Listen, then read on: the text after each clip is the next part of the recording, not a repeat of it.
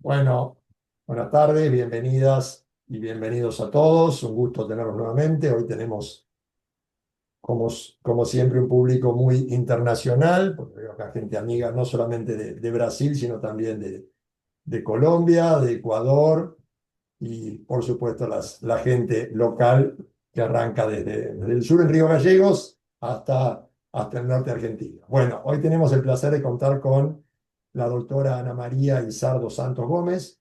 Ana María es graduada en Derecho, tiene una maestría en Geografía por la Universidad de Brasilia y es doctora en Derecho Urbanístico y Planeamiento Urbano por la Pontificia Universidad Católica de Minas Gerais. Ella es subprocuradora general del Distrito Federal y representa a la Procuraduría General del Distrito Federal en el Comité Distrital de Reserva de la Biosfera de Cerrado, que es perteneciente a la UNESCO. Es además investigadora del Instituto Nacional de Ciencia y Tecnología, Observatorio de las Metrópolis, miembro fundadora del IDUB, del Instituto de Derecho Urbanístico de Brasilia, con el que hemos firmado un convenio ya hace 3 años y que comparten muchos de estos espacios. Integra actualmente el grupo de pesquisa en Derecho, Economía y Filosofía de la PUC Minas y es autora de numerosos trabajos, obras. Uno de sus últimos es Derecho Urbanístico, una análisis crítica da produção doutrinária nacional. Perdón por mi portuñol muy precario. Bueno, los dejo con Ana María y como saben, una vez que ella culmina, comenzamos una ronda de conversaciones y charlas con ella. Gracias, Ana María, te dejo. Buenas tardes a todos e todas. Em primeiro lugar, gostaria de agradecer ao professor Pablo Slavin e à professora Juliana Tumini pelo convite para participar de mais um seminário permanente de investigação e ação em direito à cidade. O tema do qual eu vou tratar, eu vou começar a compartilhar um slide.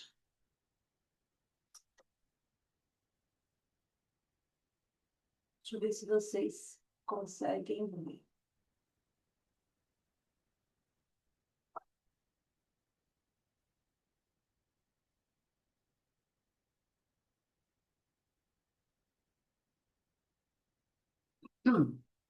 Perfecto. Vocês estão vendo, né? Sí, sí, perfecto, Ana María. O tema do qual eu vou tratar é o discurso global sobre o direito à cidade, sob a perspectiva da ONU e dos movimentos sociais globais. Eu creio que hoje não há mais qualquer dúvida sobre a dificuldade enfrentada pelos órgãos multinacionais para fazerem frente às decisões das grandes potências mundiais. Isso fica claro quando se trata do Conselho de Segurança da ONU, que hoje é incapaz de conter a escalada de conflitos mundiais e que está inoperante diante do genocídio do povo palestino, da guerra da Ucrânia e dos ataques de Israel ao Líbano, Iêmen e Irã. Nós também podemos perceber que a Organização para a Cooperação e Desenvolvimento Econômico, a OCDE, tem seu papel cada vez mais limitado com a guerra tarifária promovida pelos Estados Unidos. Nesse cenário, é interessante indagar qual é o papel da ONU na garantia efetiva do direito à cidade. Então, para responder essa questão, eu procurei analisar o discurso da ONU sobre o direito à cidade, que é um discurso cheio de contradições, em contraposição ao discurso dos movimentos sociais globais. Essa contraposição entre dois discursos que emanam de forças políticas diferentes pode nos dar um retrato das tensões que marcam o reconhecimento do direito à cidade em nível global. E o método que eu considero mais interessante para nós compreendermos essas tensões é o método histórico materialista, que é baseado, como vocês sabem, na dialética marxista. Então, o método procura analisar os fenômenos a partir do seu desenvolvimento histórico, ou seja, das suas contradições internas. Essas contradições promovem uma série de mudanças quantitativas que aparentemente são insignificantes, mas que vão se acumulando até chegar a uma mudança, uma alteração qualitativa, ou seja, a passagem de um estado anterior para um novo estado de coisas. E uma forma de nós compreendermos essas contradições internas, que estão sempre em estado de tensão, é observarmos como elas se materializam na forma de discursos. Nós estamos vivendo um momento especialmente sensível hoje, em que as mudanças quantitativas se acumulam, levando ao que nós chamamos de crise, né? Nós temos um avanço do discurso de austeridade fiscal, alinhado ao pensamento da direita e extrema-direita, que encontra cada vez mais espaço no mundo. Nós temos uma guinada nas relações comerciais entre os países, promovido pela guerra tarifária dos Estados Unidos, e temos uma escalada de conflitos armamentistas que não ocorre desde as duas grandes guerras do século passado. Mas, ao mesmo tempo, nós estamos vendo manifestações eclodirem em todo o mundo. Então, nós temos, na Argentina, protestos contra o governo Milei. Nos Estados Unidos, protestos contra o governo Trump. No mundo inteiro, protestos contra o genocídio do povo palestino em Gaza. Então, o que nós vemos é uma disputa entre as forças do capital, que procuram manter o seu padrão de reprodução acelerada e que adotam a forma econômica e política do neoliberalismo, de um lado, e as forças sociais que lutam por melhores condições de vida nas cidades, do outro lado. Nesse sentido, a ONU funciona como um grande palco onde os atores políticos que veiculam esses dois discursos disputam a hegemonia. Isso fica claro quando nós analisamos como evolui o discurso da ONU sobre direito à cidade, evidentemente não com esse nome, né, porque só recentemente ela incorpora essa expressão, mas quando nós analisamos esse discurso, desde a primeira conferência sobre meio ambiente humano, que foi realizada em Estocolmo, na Suécia, em 1972, quando foi elaborado o famoso relatório Brundtland, Nosso Futuro Comum, até a última conferência Habitat 3, onde foi lançada a nova agenda urbana, a NAU. Aqui eu coloquei só um quadro com as principais conferências sobre a questão urbana e ambiental, porque elas estão intimamente relacionadas.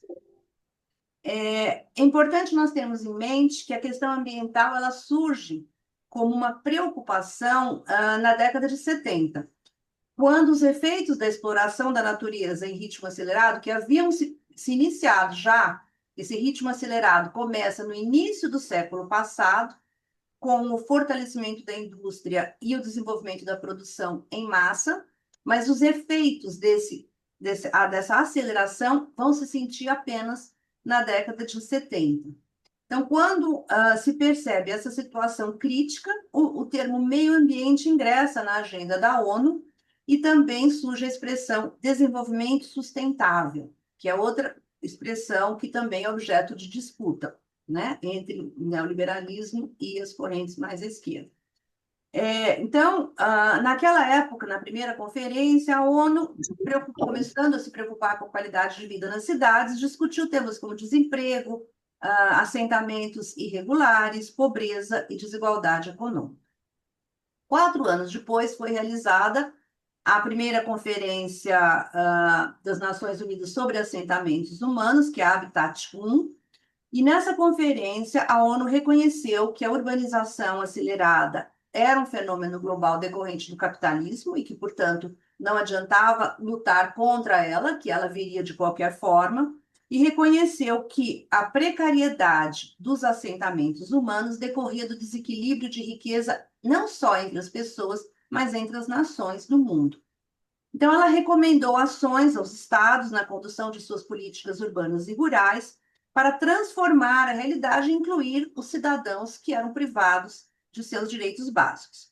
Então, o discurso da ONU enfatizava o papel centralizador dos estados nacionais na regulação dos processos econômicos e da urbanização. Por outro lado, ele deixava de fora a sociedade civil, as ONGs, ONGs e etc. Né? Então, como resultado da conferência, foi criada a ONU Habitat em 1978, e essa postura da ONU parece bastante distante do discurso neoliberal, mas nós temos que lembrar que nessa época o mundo estava na Guerra Fria. Então, você tinha uma participação intensa dos estados, não só dos estados socialistas na prestação de serviços e de bens, mas também dos estados das grandes potências capitalistas que viviam um estado de bem-estar social, né? Contudo, essa situação vai se reverter a partir da década de 1980, quando avança o neoliberalismo de austeridade e o estado de bem-estar social começa a colapsar. No sul global, que nunca havia passado pelo estado de bem-estar, a política passa a ser comandada pelo FMI Un e pelo Banco ricottone. Mundial. Felicitazioni. Muy bien. Vengo de Barra E pelo Banco Mundial, que passam a impor aos países uma política econômica baseada na concentração de renda, porque, segundo a teoria adotada na época, que era a teoria de Rostow, as nações que conseguissem acumular, né, concentrar renda e acumular capital poderiam alavancar o seu desenvolvimento econômico, teoria que depois se mostrou completamente equivocada. Então, nesse cenário, se aprofundam as desigualdades socioespaciais nas cidades. Então, quando se chega à segunda conferência Habitat em Istambul, o discurso da ONU já se alterou completamente. Ao invés de denunciar a desigualdade entre as nações e enfatizar o papel dos Estados nacionais, a ONU passa a apostar na preservação do meio ambiente natural, né? E com um conceito de desenvolvimento sustentável, mas de uma forma dissociada da questão social. E, por outro lado, começa também a enfatizar as políticas de moradia, vivenda e de saneamento básico. Por que esse discurso da ONU é interessante para o mercado? O discurso que investe na questão da moradia e do saneamento. Porque esse é um setor que interessa ao mercado privado, né? Quando o Estado investe, privatiza esses serviços, ou mesmo quando faz parcerias, isso estimula o mercado e gera expectativa de repasse de financiamento por parte do Estado. Então, é um discurso que interessa particularmente ao mercado. No Brasil, por exemplo, o programa Minha Casa Minha Vida, que teve ótimos resultados do ponto de vista de construção das moradias, ele foi utilizado para estimular o mercado depois da crise global de 2008. E nós temos hoje um novo marco legal do saneamento, aprovado no governo Bolsonaro, por pressão do mercado privado, que permite a privatização dos serviços de água e esgoto, serviços de saneamento, né? Com critérios que interessam ao mercado, porque não garantem a universalidade do acesso ao saneamento e nem controle de tarifas. E com relação ao tema da sustentabilidade, justamente interessa ao mercado privado, porque ele é esvaziado do seu caráter social, né? Então, o discurso é deslocado, ele sai da questão do consumo para outros temas menos sensíveis ao capital, como a educação do cidadão, que precisa plantar árvores, precisa deixar de usar sacos plásticos, né? Plástico, como se isso fosse resolver o problema do meio ambiente, né? Outra alteração no discurso da ONU, já na segunda conferência, foi em relação aos atores políticos. Na primeira conferência, as recomendações se dirigiam aos estados, né, aos atores globais. Na segunda, elas passam a focar nos atores locais, municípios, lideranças sociais, ONGs e etc. Um ponto que chama a atenção é que as duas principais reivindicações progressistas da esquerda, na época, que eram a autonomia do poder local e a autogestão dos serviços, passam a ser assumidas pela ONU, ao mesmo tempo em que elas passam a ser defendidas também pela Organização para a Cooperação e Desenvolvimento Econômico e pelo Banco Mundial.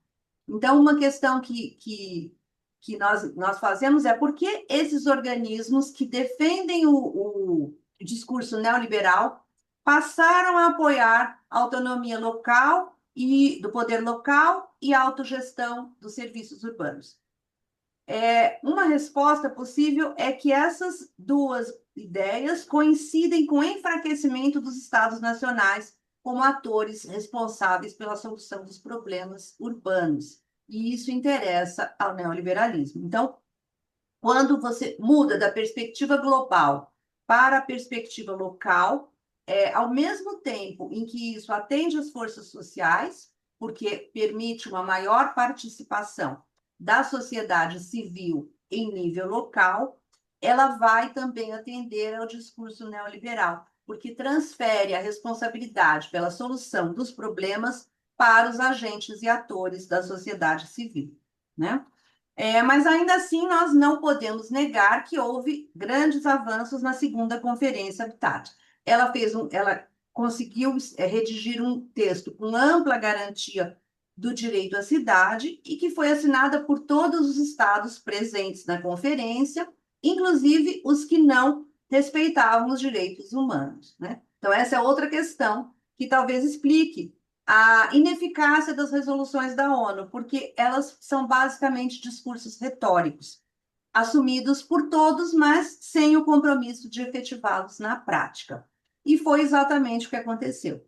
Em 2001, na sessão extraordinária da Assembleia Geral das Nações Unidas, destinada a avaliar a implementação da Agenda Habitat 2, que foi a chamada Istambul +5, os resultados mostraram que o grau de comprometimento das nações que haviam assumido compromisso com a agenda era muito baixo.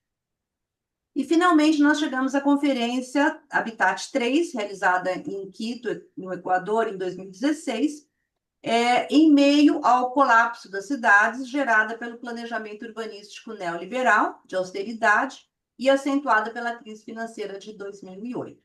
Então, na Habitat 3 foi lançada a nova agenda urbana, a NAU, né? Documento no qual a ONU, pela primeira vez, utiliza a expressão direito à cidade. Só que ela não estabelece a garantia do direito à cidade. É interessante porque ela simplesmente menciona essa expressão em um único momento no texto para reconhecer os esforços de governos nacionais e locais em integrar em suas legislações uma visão inclusiva, que permita a todos habitar e produzir cidades justas e sustentáveis, e chama esta visão uma visão de direito à cidade. Só que ela não menciona as causas estruturais que impedem a concretização do direito à cidade. E o pior, ela adota a lógica e a linguagem neoliberal, porque se refere reiteradamente à competitividade das cidades e à criação de oportunidades de negócio para o capital privado.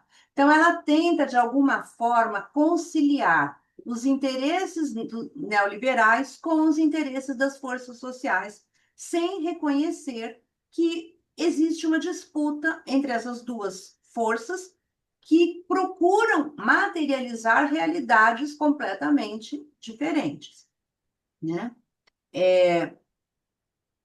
E agora nós vamos ver como esse discurso da ONU entra em confronto com o discurso dos movimentos sociais, e aí eu escolhi para representar esse discurso o discurso do Fórum Social Mundial, que foi criado em 2008 e 2001, e desde então vem se reunindo anualmente. Esse fórum ele é importante porque ele articula diferentes instâncias políticas locais que pretendem transformar os modos de vida e de produção no planeta. Portanto, ele endereça uma série de críticas aos problemas gerados pelo modo capitalista de produção, que estão aqui elencados, e eu não vou me deter nessas críticas para não tomar muito tempo de vocês.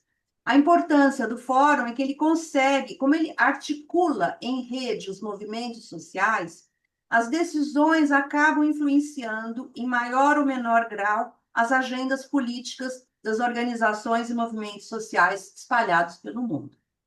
O direito à cidade tem sido uma preocupação do Fórum desde 2006, quando foi lançada a Carta Mundial pelo Direito à Cidade, e é uma carta que está em permanente construção. E o direito à cidade para o Fórum Social Mundial, é o direito coletivo à justa distribuição das riquezas produzidas na sociedade. Ele não é separado. Eu fiz essa separação, dimensão ambiental, dimensão social e dimensão política, né?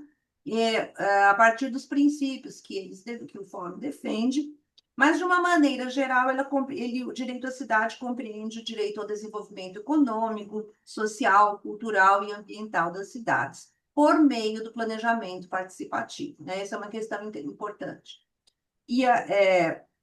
Então, esse catálogo de reivindicações, eu coloquei aqui só algumas que eu considerei mais interessantes. Ele é um catálogo de reivindicações das forças sociais hoje no Brasil e no mundo. E entre o discurso da ONU e o discurso do Fórum Social Mundial, existe o discurso da Plataforma Global pelo Direito à Cidade, que é uma outra rede de movimentos sociais e ONGs lançada em 2014. Então, ao contrário do discurso do Fórum, que é declaradamente contrário ao neoliberalismo, o discurso da Plataforma Global não é um discurso de contestação, ele é um discurso de conciliação. Então, o objetivo da plataforma é construir uma agenda urbana global a ser atendida tanto pela ONU quanto pelos Estados nacionais, em seus diferentes níveis, para o desenvolvimento de cidades justas, democráticas, sustentáveis e inclusivas. E aqui eu gostaria de chamar a atenção para um detalhe. A plataforma pelo direito à cidade é financiada pela Fundação Ford, o que traz à discussão o papel das megafundações privadas na organização e mobilização da sociedade civil. Em 2004, no 4º Fórum Social Mundial, realizado na Índia, a organização do evento, pela primeira vez, recusou o financiamento da Fundação Ford. Segundo a própria fundação, a recusa se deu porque a fundação havia apoiado a Revolução Verde na Índia nos anos 60 e 70. Então, o Fórum Social, a organização na Índia, entendeu que o apoio à Revolução Verde foi uma forma de evitar a eclosão de uma revolução política na Índia, mas então evitou-se uma revolução política, mas, por outro lado, isso gerou uma enorme crise ecológica e agrária nos anos seguintes, o que levou, inclusive, ao suicídio de inúmeros agricultores. Então, a situação da produção rural ficou muito complicada. Então, esse fato chama atenção para uma questão importante. As fundações corporativas costumam financiar redes de movimentos anticapitalistas, progressistas e ambientalistas. Então, uma grande quantidade de ONGs alinhadas com o pensamento da esquerda, como o Institute for Policy Studies, o Economic Policy Institute, a Fundação Lincoln, na questão urbana, são financiadas por fundações ligadas ao capital, entre elas a Fundação Ford, a Fundação Lincoln e a Open Society, criada pelo mega investidor George Soros. Então, a partir daí, a gente pode se questionar qual seria o interesse dessas fundações ligadas ao capital no financiamento dos movimentos sociais. Então, para responder, uma autora interessante, a Joan Rolfs, que escreveu esse livro, Foundations and Public Policy, The Mask of Pluralism, né? E ela levanta a hipótese de que essas megafundações usam o financiamento para supervisionar e modelar as atividades das redes de movimentos sociais, né? Então, ela afirma que as fundações privadas são importantes para construir os consensos sociais necessários para a manutenção do sistema capitalista. Ela não nega a importância das fundações de capital privado na solução dos problemas em nível global, mas ela argumenta que outros problemas de vital importância são completamente ignorados por elas, como, por exemplo, a agressão e intervenção dos Estados Unidos em outras nações, que hoje está em uma escalada crescente, como nós vemos com os Estados Unidos envolvidos em 3 conflitos mundiais armados ao mesmo tempo, né?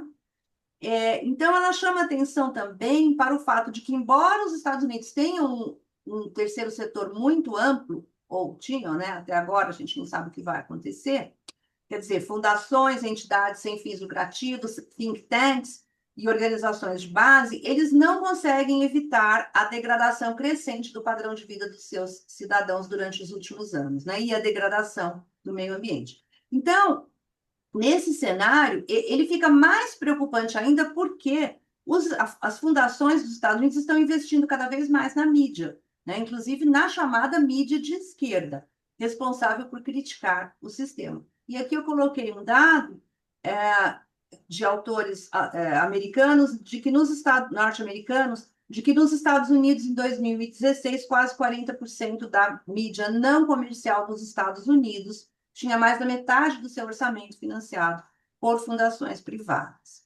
Então, já me encaminhando para o final, mais do que respostas, o que eu procurei trazer aqui hoje para vocês são questões que mostram a complexidade dos discursos dos diferentes atores locais e globais que defendem o direito à cidade e a dificuldade que nós temos em compreender quais são seus reais interesses, né? Então, só para encerrar, eu creio que nós temos um grande trabalho pela frente, que é justamente compreender como as forças políticas que defendem o neoliberalismo acabam se utilizando do discurso do direito à cidade em seu proveito, e não só do discurso ao direito à cidade, do discurso de sustentabilidade, dos smart cities e de tantos outros conceitos, né? E eles trabalham com esses conceitos, por exemplo, como nós estávamos comentando, com o conceito de smart cities, como se direito à cidade fosse sinônimo de tecnologia, né? E não é. Então, eu acho que compreender essas tensões é importante até para que nós possamos estabelecer estratégias de reivindicação do direito à cidade como um direito de todos os cidadãos do planeta de realizarem suas potencialidades, como costuma dizer o professor Pablo Slavin, né? Então, essa ideia pode parecer utópica, né? Mas nós não podemos nos esquecer de que as utopias são fundamentais para orientarem o nosso desenvolvimento como sociedade, né? Muitas graças. Bueno, muchísimas gracias, Ana María. Vos ya sabés que los aplausos quedan reservados para el final, donde abrimos todos los micrófonos. Ahora habilitamos quienes quieran hacer preguntas, comentarios. Si querés, para ir abriendo un poco la conversación, a mí hay varias cosas que me interesaron mucho. A ver, Juli, levantás la mano, después hablo yo, no hay Sí, problema. toda la presentación me resultó interesante, pero particularmente quería, si por ahí podés ampliar un poco esta idea de cómo se financian los movimientos sociales como una forma de legitimar el sistema, que me pareció algo, novedoso, que me llamó la atención. No sé si se me entendió. Sim, entendi. Entendi. Então, essa é a questão. Eu não entendi como seria esse financiamento. Sí, digamos, ¿y quiénes son los principales actores? Digamos, como ampliar un poco la idea esa del financiamiento. É, Eh, aqui, por exemplo, eu vou dar um exemplo aqui no Brasil, que aconteceu aqui. Nós estamos agora elaborando o marco legal das Big Techs, né? Que é uma tentativa de controlar o poder das Big Techs nas redes sociais, né? E o que aconteceu? Nós estávamos com um projeto de lei no Congresso e alguns veículos de mídia do YouTube, que são veículos reconhecidamente de esquerda, né? São veículos que sempre apoiaram os governos de esquerda e fizeram muita campanha contra a eleição do Bolsonaro, então são muito conhecidos. Eles se posicionaram surpreendentemente contra o marco legal. Depois as notícias começam a aparecer e nós descobrimos que esse veículo o Google, há 2 ou 3 anos atrás, ele começou um sistema de compartilhamento de remuneração. Então, ele escolheu alguns grandes veículos de comunicação e falou o seguinte: olha, se vocês alavancarem o número de usuários, nós vamos passar uma porcentagem para vocês, né? Então, o que acontece? Eles acabam sendo cooptados. E aí, a partir dessa cooptação, então, o discurso que eles faziam era o seguinte: nós não podemos penalizar as big techs porque nós também somos remunerados, existe uma remuneração para o pequeno, para o youtuber que vai, que tem uma pequena audiência, mas ela vai crescendo, e aí nós poderemos divulgar mais as ideias da esquerda. Só que nós estamos vendo que a regulação ela é essencial para manter a democracia, né? Então, eu acho que esse financiamento se dá por cooptação, se dá também porque eles financiam projetos que interessam ao discurso neoliberal. Então, subliminarmente, você é direcionado para determinados estudos, né? Então, hoje nós estamos vendo o direcionamento para a questão identitária.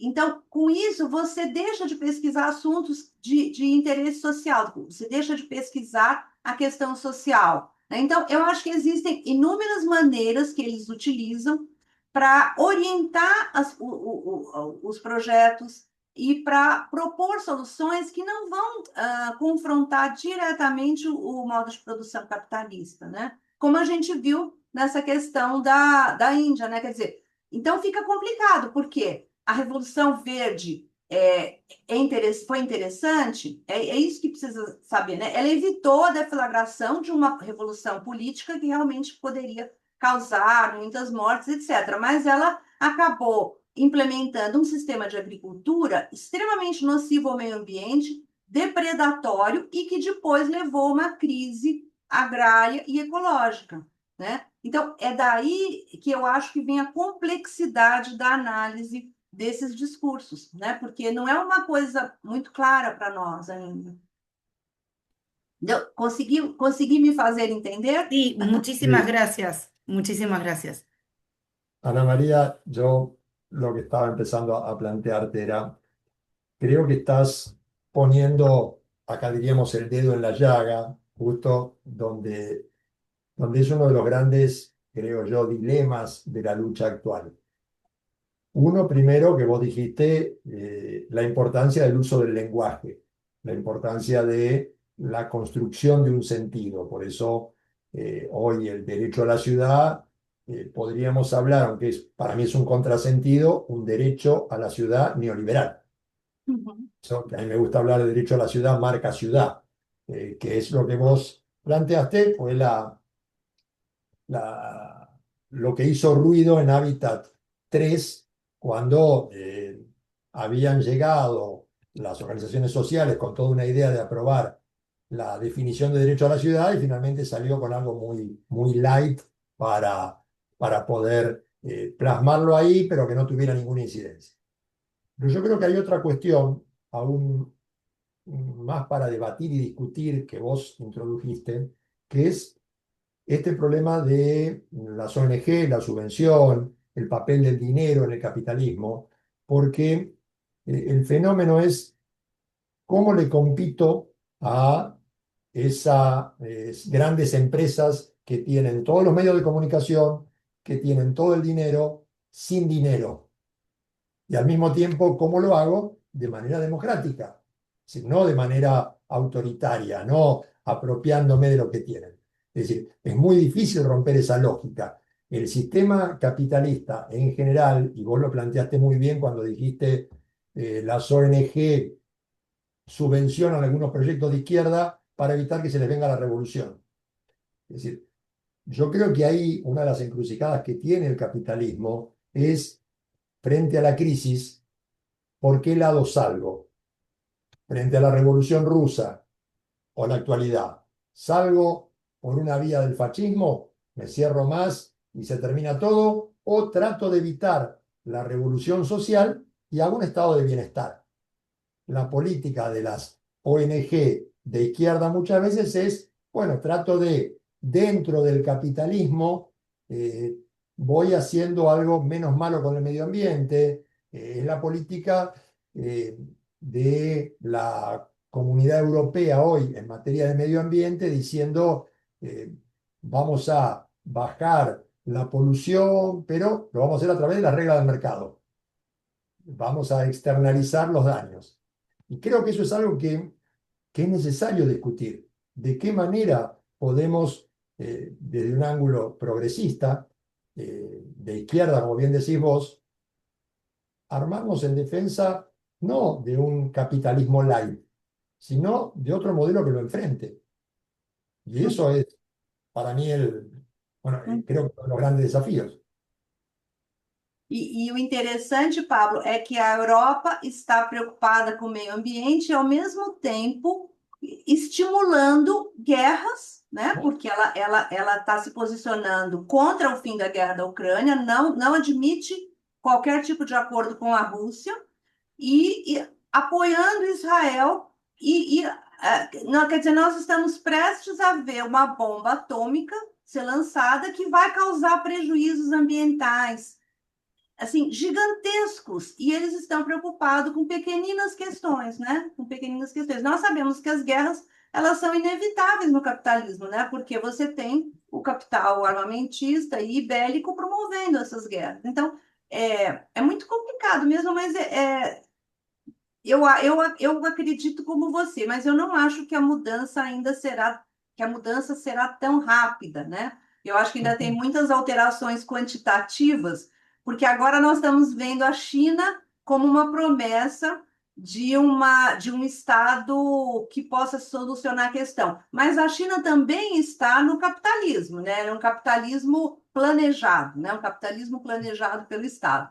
Então, acho que nós ainda vamos passar por muitas assim, mudanças, algumas crises e mudanças antes de chegar a um novo modo de produção. E nesse ponto, eu acho que a América do Sul, particularmente, tem vantagens, né? Nós temos vantagens porque nós temos, não sei, não conheço muito a cultura do Oriente Médio da África, mas aqui nós temos culturas que sinalizam para um outro modo de produção e outro modo de vida, mais menos predatório, né? Por exemplo, o modo de produção das sociedades indígenas. Aqui no Brasil, nós temos muitos pensadores indígenas que estão propondo uma nova cosmovisão, uma nova visão do mundo, né? Em que a natureza, e na América Latina toda, né? Em que a natureza é extremamente valorizada, né?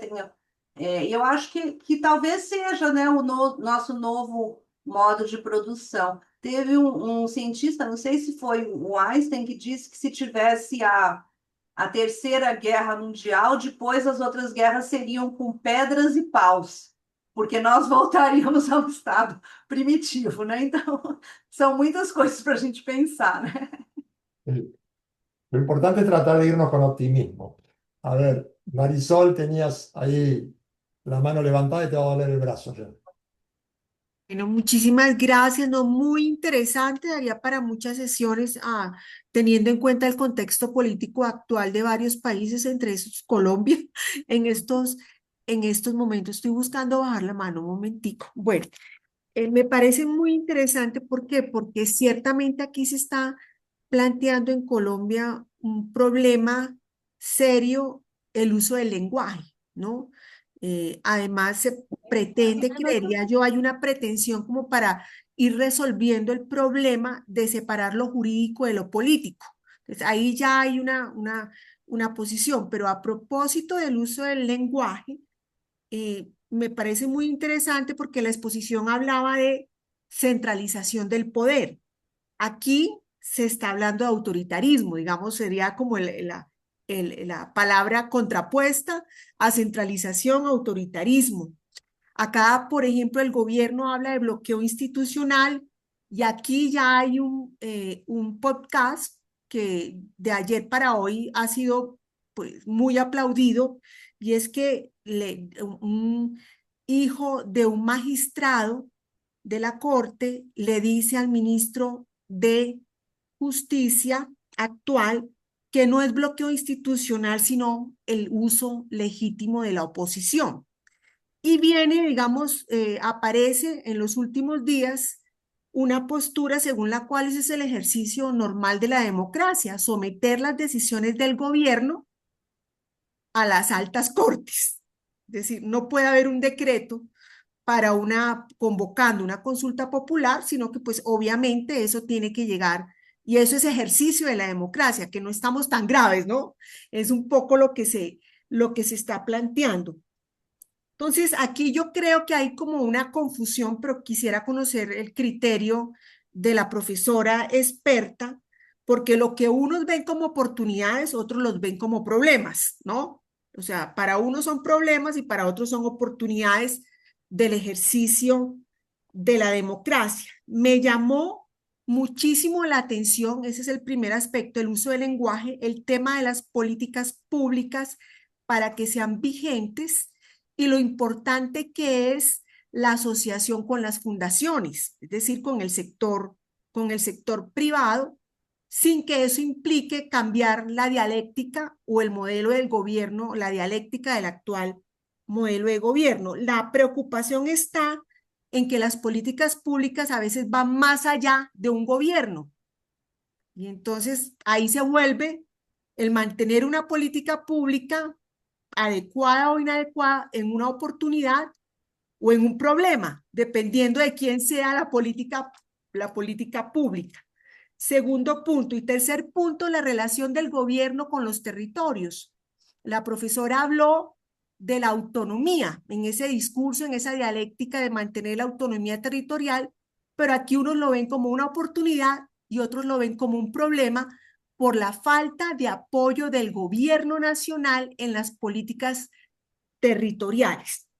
Plantea refuerza la disertante su postura hablando del Foro Social Mundial del 2014, donde dice en ese discurso, relato, narrativa, dialéctica, como lo quieran llamar, hay una triple dimensión que no, de todas maneras no podemos negar: la dimensión ambiental, la dimensión social y la dimensión política del problema. Y en Colombia, por ejemplo, frente a esas situaciones, nos fijamos muchísimo en lo jurídico y otras instancias se fijan mucho en la mirada o la lectura desde lo político. Yo no sé si me supe explicar, pero bueno, son como tres grandes vertientes, aristas que trató la profesora que me parecen muy interesantes y quería como comentar sobre esta doble lectura, ¿no? Sobre lo que puede ser un problema, lo que puede ser una oportunidad. Gracias. Eu não sei se eu entendi bem, Marisol. Se eu não entendi, você me corrija.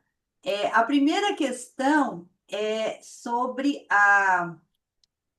seria em relação aos três poderes do Estado, não é isso? Ao controle do poder executivo pelo poder judiciário, né? Que pode ter um efeito positivo ou negativo ao mesmo tempo, né?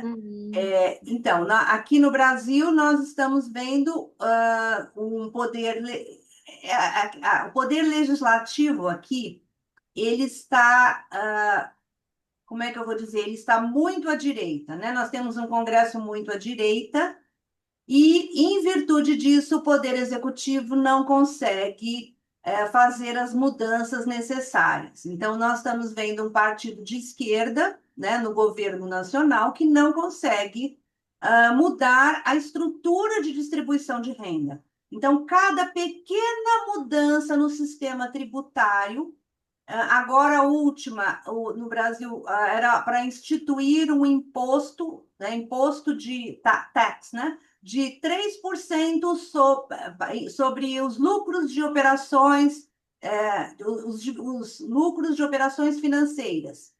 Não conseguiu passar porque o Congresso, imediatamente a bancada, os ruralistas e a bancada que defende os interesses do capital, bloqueia e começa a jogar na mídia propaganda antigoverno. Então, é um movimento combinado, né? Então, exatamente esse é o problema, né? Porque, ao mesmo tempo em que esse sistema de tripartição dos poderes, em que nós temos três poderes que se controlam, ele é essencial para a democracia, ele também causa esse tipo de problema, né? E é por isso que eu sempre digo que é muito mais fácil você governar numa ditadura. Você consegue as coisas muito mais rápido, mas é um sistema que nós não admitimos por princípio, né?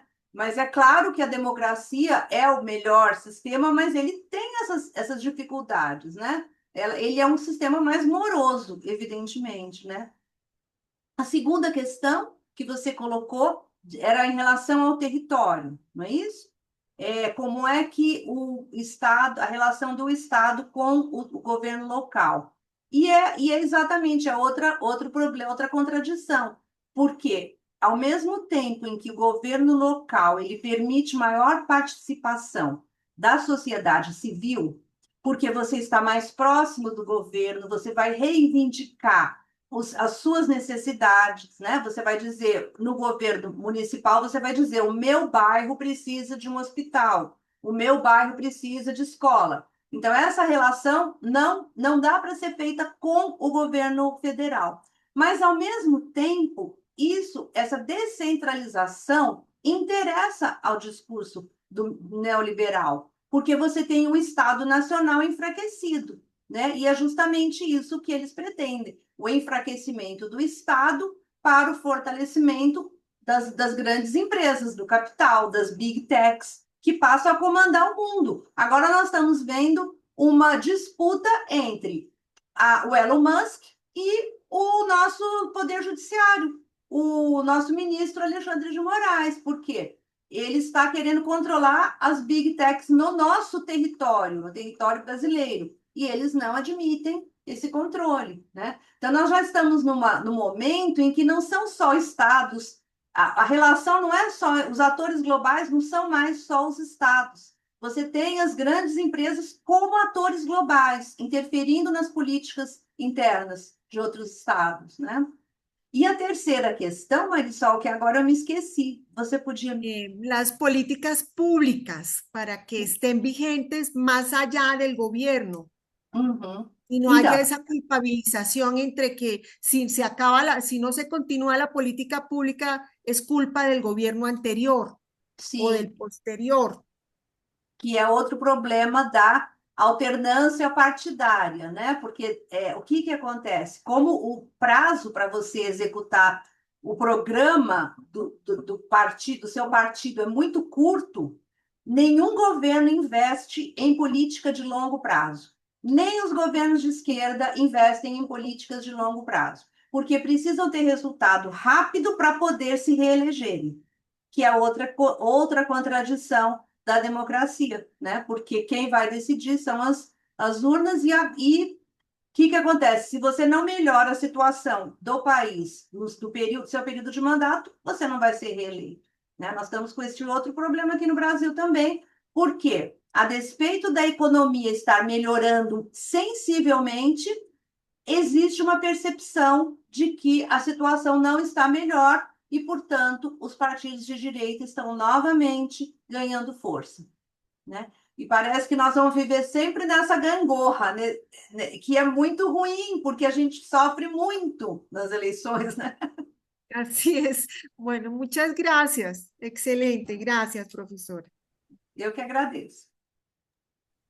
Ana María, yo quería hacer un comentario sobre lo que vos estabas diciendo recién, que a veces uno, sobre todo cuando venimos del ámbito del derecho, uno hace una abstracción de la división de poderes y del ordenamiento jurídico, y nos olvidamos que en última instancia estamos hablando de un Estado que viene a defender unos intereses, los intereses capitalistas. No es un Estado conciliador de clases, es un Estado que está para defender un sector. A veces lo hace de manera más evidente y a veces menos. En el último tiempo ni siquiera el Estado tiene el poder, el Estado-nación, que tenía en otra época. Hoy las multinacionales están por arriba del poder del Estado. Entonces, se produce ese dilema que decís vos de el Estado progresista en el cual llegó al poder democráticamente un sector de izquierda, no puede hacer las modificaciones porque el Poder Judicial es un Poder Judicial conservador. Esto fue, sin ir más lejos, lo que le pasó a Roosevelt cuando quiso implementar el welfare state en Estados Unidos. la Corte se lo impedía. Tuvo que remover la Corte para poder, al cambiar a los miembros, recién ahí que sus planes de distribución social pudieran llevarse adelante. Entonces, el gran problema es cómo democráticamente podemos alcanzar esas modificaciones necesarias para un avance progresista. Acá Argentina había logrado una ley de medios, que es el otro problema, los que crean conciencia a partir del manejo, la manipulación de los medios de comunicación.